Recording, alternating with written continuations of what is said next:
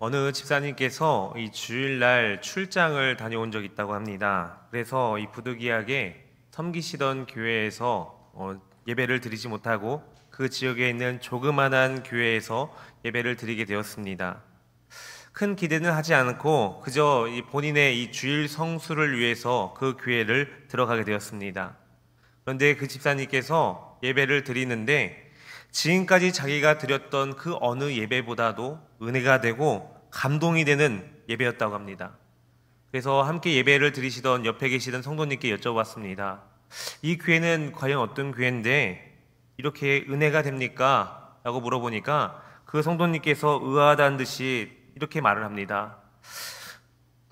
도대체 예배 중에 은혜가 되지 않는 예배가 있습니까? 라고 되물었다고 합니다.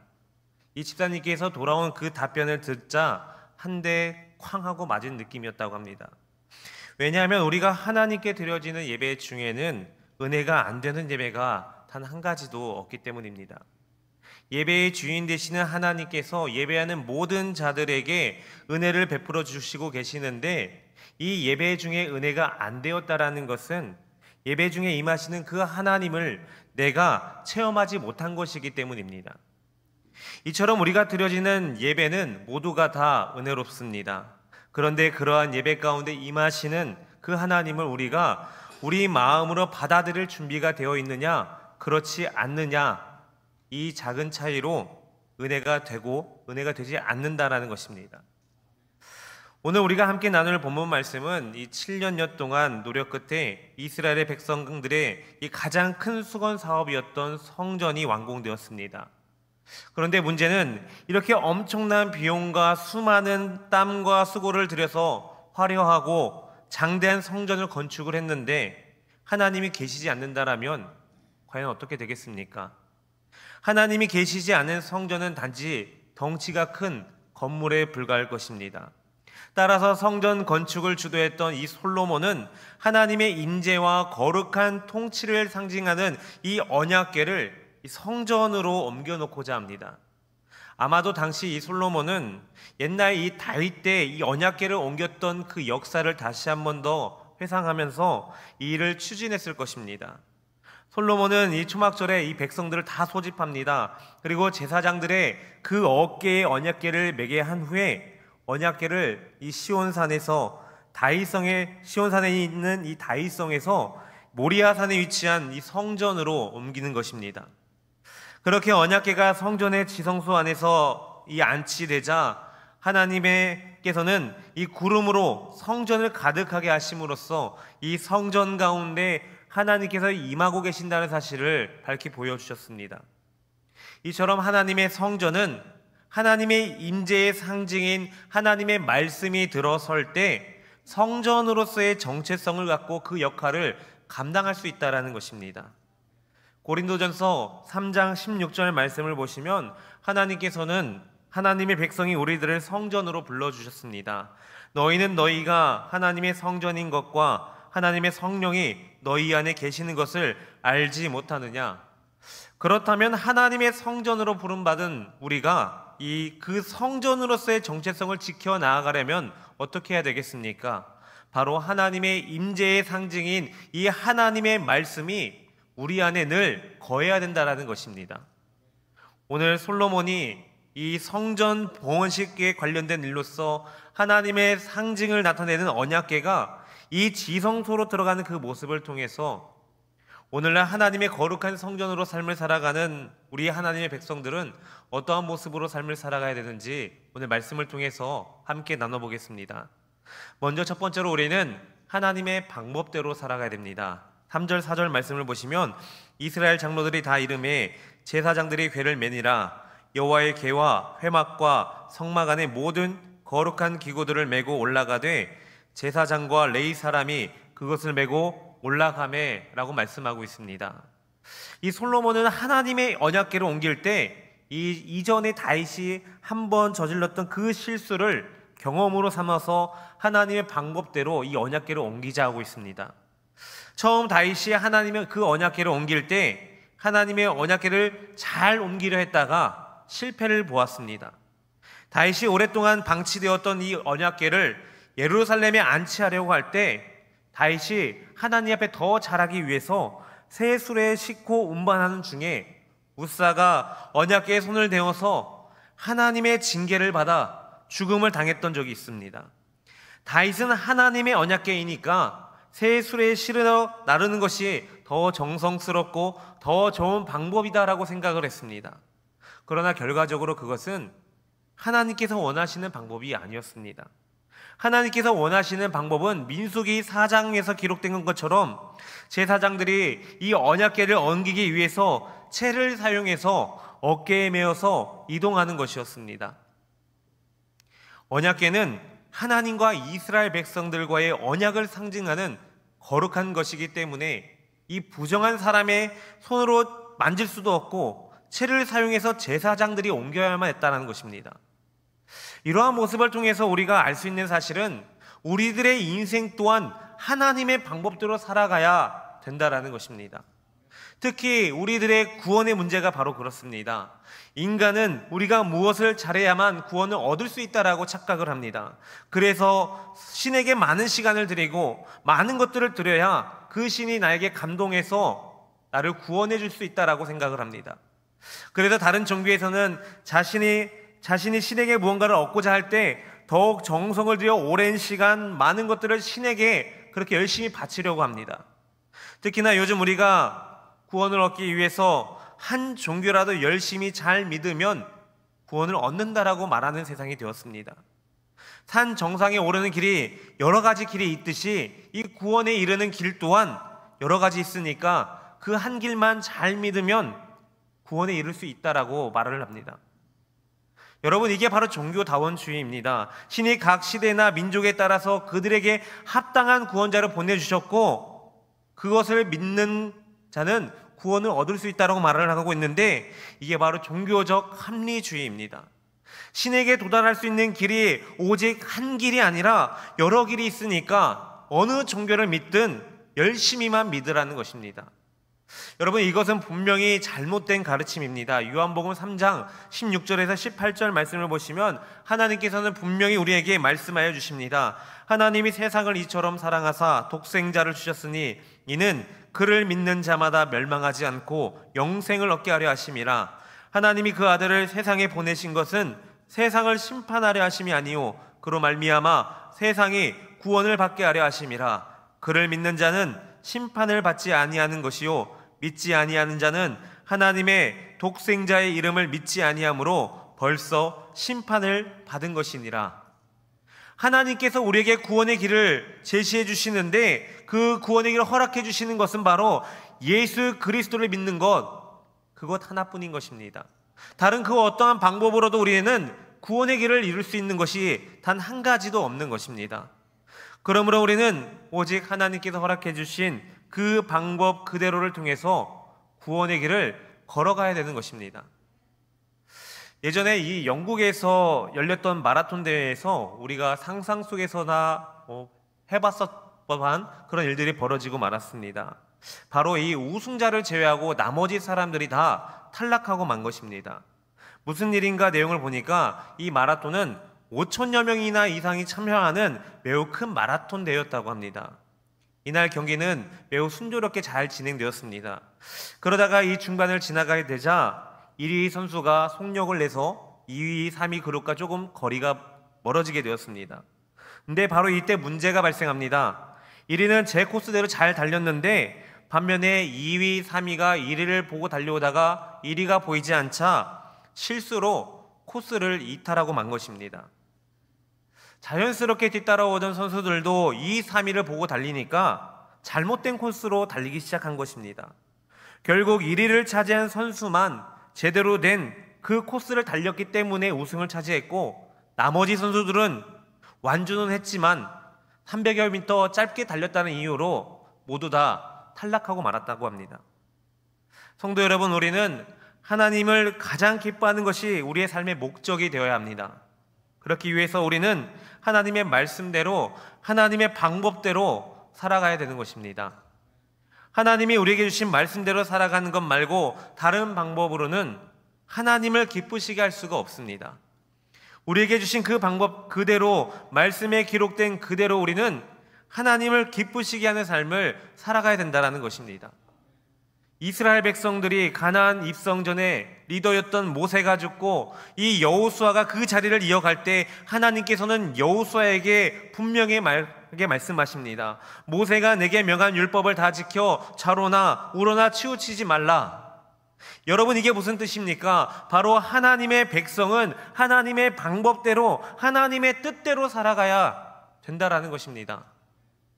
그러므로 우리가 하나님의 자녀로서 이 세상을 살아갈 때 다른 방법이 아니라 오직 하나님이 주신 그 방법대로, 하나님의 말씀대로 이 세상을 살아감으로써 오직 하나님을 기쁘시게 하고 하나님이 주시는 그 구원의 기쁨을 누릴 줄 아는 그러한 저와 여러분들 되시기를 주님의 이름으로 축복합니다. 이제 두 번째로 우리는 하나님께 드리는 것을 아까워해서는 안 됩니다. 5절 말씀을 보시면 솔로몬 왕과 그 앞에 모인 이스라엘 회중이 그와 함께 그 궤 앞에 있어 양과 소로 제사를 지냈으니 그 수가 많아 기록할 수도 없고 셀 수도 없었더라 라고 기록하고 있습니다. 솔로몬이 이 언약궤를 옮기는 중에 하나님께 감사와 기쁨으로 제사를 드립니다. 그런데 이 솔로몬은 하나님께 제사를 드리는 데 있어서 짐승을 아끼지 않았습니다. 오늘 본문 말씀에 보면은 그 수가 많아 기록할 수도 없고 셀 수도 없었더라라고 기록하고 있습니다. 여러분, 이게 무슨 뜻인가 하면은 감사로 드린 희생 제물의 수가 너무나도 많아서 이를 조사하고 계산하여 보고할 수도 없고 일일이 그 수를 헤아려 파악할 수조차 없다라는 뜻입니다. 솔로몬과 이스라엘 백성들은 열정이 가득 찬 거대한 규모의 제사를 드렸을 뿐 아니라 하나님께 대한 이 감사와 기쁨이 표현할 수 없을 정도로 매우 컸다라는 것을 말하고 있습니다. 언약궤가 성전에 안치된다라는 것은 하나님께서 그들과 함께 하시며 그들의 하나님이 되신다는 사실을 의미하고 있습니다. 하나님의 은혜가 그들과 함께 한다라는 뜻입니다. 그러니 솔로몬과 이 이스라엘 백성들은 넘치는 열정과 감사와 헌신된 마음으로 하나님 앞에 그렇게 기쁨의 제사를 드리고 있는 것입니다. 이처럼 하나님의 백성들이 하나님의 은혜를 받을 때 나타나는 그 현상 중에 하나가 바로 하나님 앞에 이 드리는 것이 아깝지 않다라는 것입니다. 이게 물질이 되었든 시간이 되었든 내 자신이 되었든 그게 상관없이 하나님께 받은 은혜가 감사하기 때문에 이 모든 것이 하나님이 주신 것이기 때문에 아깝지 않다라는 것입니다. 그런데 간혹 우리는 이 하나님의 일을 섬길 때 우리의 머릿속으로 계산을 할 때가 있습니다. 하나님, 제가 하나님을 섬기려 하는데 제 상황이 좋지 않습니다. 환경이 좋지 않습니다. 하나님, 이게 해결되면은 제가 그때 하나님을 섬기겠습니다. 하나님, 제가 봉사를 하고 싶은데 제가 여유가 나지 않습니다. 저에게 시간을 주시면, 풍요로움을 주시면 제가 그때 하나님을 잘 섬기겠습니다. 그러나 여러분, 하나님 앞에서 계산을 한다는 것은 하나님이 주신 은혜를 생각하지 않고 하나님 앞에 아까워하는 것입니다. 하나님께서 나에게 주신 그 은혜를 생각한다면 하나님께 드리는 것이 전혀 아깝지가 않습니다. 하나님 앞에 계산할 수가 없는 것입니다. 내가 드리는 것보다 하나님께 받은 것이 더 크기 때문에 우리는 그렇게 하나님 앞에 계산할 수가 없다라는 것입니다. 제가 유튜브로 이 개그 콘서트의 한 장면을 본 적이 있습니다. 그 내용을 보면은 이 한 아이가 나오는데 이 아이가 길을 잃어서 이 경찰서에서 이 경찰관과 이런저런 이야기를 하는 내용입니다. 그런데 여기서 웃음 포인트가 뭐냐? 바로 이 아이가 아이답지가 않고 생각하는 게 어른스러워서 거기서 오는 재미가 있는 것입니다. 제가 본 장면은 아마도 이 5월 가정의 달 즈음이었던 것 같습니다. 그날도 미아가 되어서 이 경찰서를 이 아이가 찾아왔는데 경찰관이 이 아이에게 묻습니다. 어린이날이니까 선물도 많이 받았고 또 여러 가지 것들이 즐기지 않았겠니 하니까 이 아이가 당당하게 5만 원짜리 한 장 꺼냅니다. 그런데 이 아이가 이 5만 원짜리를 꺼내자마자 한숨을 푹 쉬면서 이렇게 이야기를 합니다. 이 받아봤자 3일 뒤에 나간단 말이지. 그리고 며칠 뒤에 스승의 날까지 내가 돈을 벌면 뭐하나 다시 줄줄이 새는데 내 등골이 휘내 휘어 라는 것입니다. 많은 사람들이 여기에 함께 웃고 공감했던 이유가 다 같은 마음이 아닌가 싶습니다. 그래서 제가 이 장면을 보고서 실험을 한번 해봐야지라는 생각이 들었습니다. 그래서 저희 딸 예송이를 조심히 불렀습니다. 예송아, 너 지난번 추석 때 용돈 많이 받았잖아. 아빠가 지금 치킨이 먹고 싶은데 아빠 치킨 한 마리만 시켜줄래?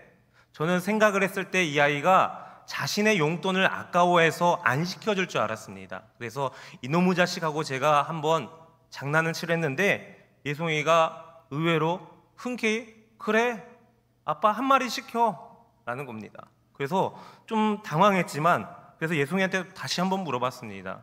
예송아, 아빠가 치킨 시켜달라 했는데 아깝지 않아? 너 네 용돈에서 이 정도 금액이면은 꽤 큰 돈인 것 같은데 라고 하니까 예송이가 하는 말이 아니 평소에 엄마랑 아빠가 나 좋아하는 거 많이 사주고 먹고 싶어하는 거 이렇게 해주는데 내가 아빠 해주는 게 뭐 어때? 라는 것입니다. 결국엔 저희 부부가 어떻게 했겠습니까? 저희가 예송이 용돈으로 치킨을 사 먹었습니다. 네.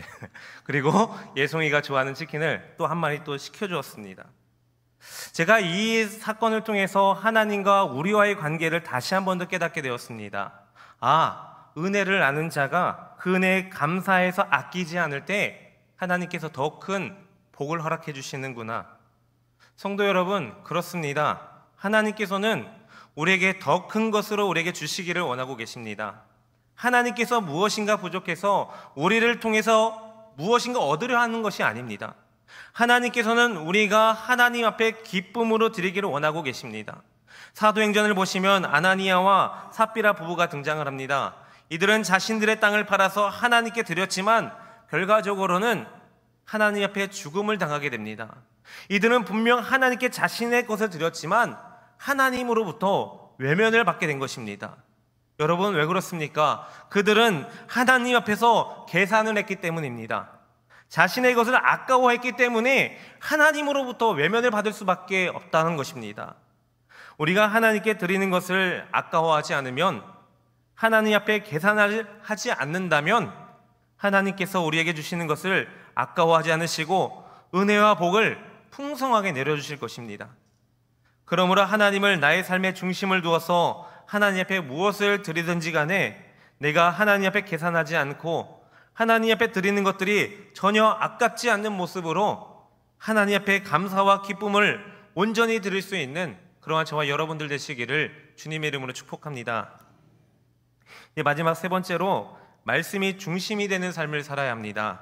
9절 말씀을 보시면 그 궤안에는 두 돌판 외에 아무것도 없으니 이것은 이스라엘 자손이 애굽 땅에서 나온 후 여호와께서 저희와 언약을 맺으실 때에 모세가 호렙에서 그 안에 넣은 것이더라 라고 말씀하고 있습니다.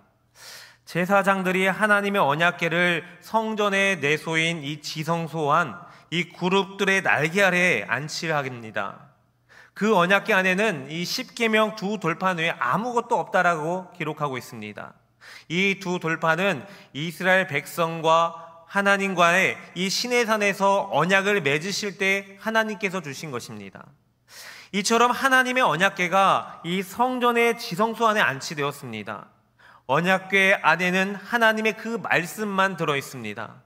하나님의 임재는 하나님의 이 말씀과 밀접하게 연결되어 있다는 것을 바라볼 때 언약의 하나님은 이 하나님의 그 자신의 백성들이 하나님의 이 말씀을 지키며 살아가는 것을 원하고 계신다는 것을 알 수 있습니다. 이는 이스라엘 백성들 가운데 임재하시는 그 하나님은 언약의 하나님이시며 하나님의 백성인 이스라엘 백성들은 하나님의 말씀이 중심이 되는 삶을 살아가야 된다는 것입니다. 이처럼 하나님의 백성들은 하나님의 말씀이 중심이 되는 삶을 살아가야 합니다. 우리가 이렇게 매 주일마다 하나님 앞에 예배 드리는 것 매우 중요합니다. 그런데 우리가 더 중요한 것은 이 예배 가운데 선포되어지는 그 하나님의 말씀을 내 마음 가운데 모시고 이 세상 가운데 실어내는 것이 더욱 중요하다는 것입니다. 우리가 평소 가운데 하나님의 말씀을 묵상했다면 그 말씀이 내 삶 가운데 실현되어지는 것이 매우 중요하다는 것입니다. 그렇기 때문에 우리가 무엇을 하든 하나님의 그 말씀이 우리 삶의 중심이 되어서 그 뜻 가운데 살아가려고 노력하고 애쓰는 삶이 되어야 된다는 것입니다. 요즘 스포츠가 굉장히 시끄럽습니다. 특히 이 호남권을 대표하는 두 프로팀이 있는데 하나는 축구의 전북 현대모터스라는 팀이고 또 하나는 기아 타이거즈라는 팀입니다. 그런데 이 올 한 해 이 두 팀의 성적을 보면 분위기가 극과 극의 모습입니다. 먼저 이 기아 타이거즈는요, 그 출발이 좋지 못했습니다. 전지훈련을 떠나기 바로 그 직전에 이 기아 타이거즈 감독이 이 금품을 받는 혐의로 이 구속영장이 신청이 되었고 그로 인해서 감독직에서 해임이 됩니다. 매우 불안한 출발을 했지만 이 타격 코치로 있었던 우리 이범호 코치를 감독으로 내세우고 심기일전을 했습니다. 그런데 이 경기가 막상 시작되고 리그가 시작되다 보니까 이 이범호 감독의 형님 리더십으로 선수단이 똘똘 뭉치기 시작했습니다. 그러다 결국 리그도 우승하고 한국 시리즈도 우승을 해서 통합 우승을 일궈냈습니다. 반면에 항상 강팀으로 뽑혔던 축구의 강호 이 전북 현대는 올해 사실상 매우 좋지 않습니다. 외국에서 좋은 감독을 모셔왔지만 성적 부진으로 인해서 해임을 한 뒤에 다른 젊은 감독으로 다시 뽑게 됩니다. 원래 좋은 선수들로 참 많은 팀이었지만 이 올해 성적이 좋지 않은 상태였고 또 새로운 감독이 왔으니까 여름에 더 좋은 선수들을 많이 사들였습니다. 그런데 그럼에도 불구하고 전북 현대는 지금 꼴찌에서 두 번째입니다. 많은 사람들이 의아합니다. 그렇게 많이 투자를 하고 강했던 팀이 왜 그렇게 무너질까? 나름 분석을 해보면 일단 이 팀에는 중심이 될 만한 선수가 없고 감독도 그 중심에 자리를 잡지 못하고 있다는 것입니다. 성도 여러분, 이처럼 한낱 스포츠 경기에도 중심을 잡아주는 사람이 있을 때 그 결과가 좋게 나타납니다. 그러나 중심이 무너지면 아무리 지난날 많은 시간 강팀으로 군림해왔던 팀이라 할지라도 한순간에 무너지고 마는 것입니다. 그런데 만군의 하나님, 이 역사를 주관하시는 그 하나님의 말씀이 우리 인생 가운데 중심이 된다면 어떻게 되겠습니까? 우리 공동체의 중심이 된다면 우리 공동체는 어떠한 공동체가 되겠습니까? 하나님의 말씀이 중심이 되는 그 인생은 하나님이 책임져 주시는 인생이 됩니다. 하나님의 말씀이 중심이 되는 공동체는 하나님이 인도하시는 그러한 공동체가 되는 것입니다. 그러므로 우리의 삶에 오직 하나님의 말씀이 중심이 되어서 하나님의 말씀대로 움직여 오직 하나님의 말씀을 실천하며 하나님께만 영광을 올려드리는 그러한 저와 여러분들 되시기를 주님의 이름으로 축복합니다. 사랑하는 성도 여러분, 제가 예전에 이 태국 어느 교회에 헌당식을 하는 것을 본 적이 있습니다. 그런데 이 태국 교회는 조금 특이한 게 있습니다. 교회의 첫 문을 열 때 이 커팅식을 합니다. 그런데 더 특이한 게 뭐냐, 이 커팅식을 하기 전에 동네 한 바퀴를 쭉 도는데 가장 맨 앞에 성경책과 십자가가 앞장을 섭니다. 그 뒤에 이 목사님이 나가시고 그 뒤를 이어서 성도들이 줄을 지어서 행진을 합니다. 그래서 제가 이 말씀을 준비하면서 태국에 계신 선교사님께 한번 연락을 해보았습니다. 혹시 그러한 장면들이 제가 기억이 나는데 혹시 이 열왕기상 8장 말씀과 관련이 있는지 하고 여쭤보았습니다. 그러더니 선교사님께서 하시는 말씀이 이 열왕기상 8장의 내용과 관련이 있다라고 하면서 이 교회에 하나님의 말씀이 임할 때 교회는 교회다운 모습을 나타내고 또 하나님의 말씀으로 그 교회가 세워질 때 교회의 정체성이 더욱 명확해진다라는 것입니다. 이처럼 하나님의 성전인 우리가 이 세상을 살아갈 때에도 우리 안에 무엇이 들어있느냐가 매우 중요합니다. 세상의 가치관이 들어있는지 아니면 다른 사상이나 철학이 들어있는지, 이들 중에 우리의 삶에 분명 필요한 것들도 있을 것입니다. 그러나 우리를 성전으로 부르신 하나님께서는 우리 안에 하나님의 말씀으로 가득 차 있기를 원하고 계십니다.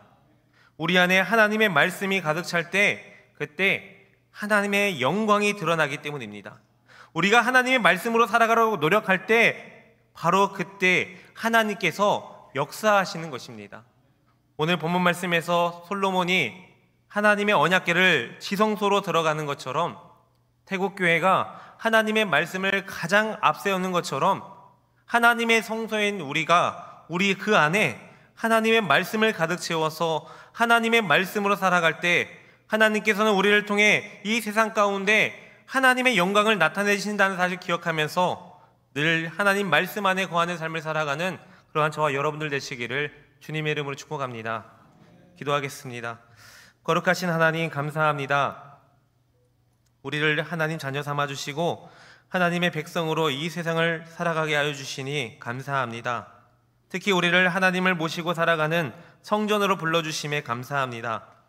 하나님의 성전인 우리가 겉으로만 성전의 모습이 아니라 우리 안에 늘 하나님의 말씀을 품고 살아감으로써 하나님의 영광을 이 세상 가운데 나타낼 줄 아는 진정한 하나님의 성전으로 살아가는 저희들이 되게 하여 주옵소서. 거룩하신 우리 주 예수 그리스도의 이름으로 기도합니다. 아멘.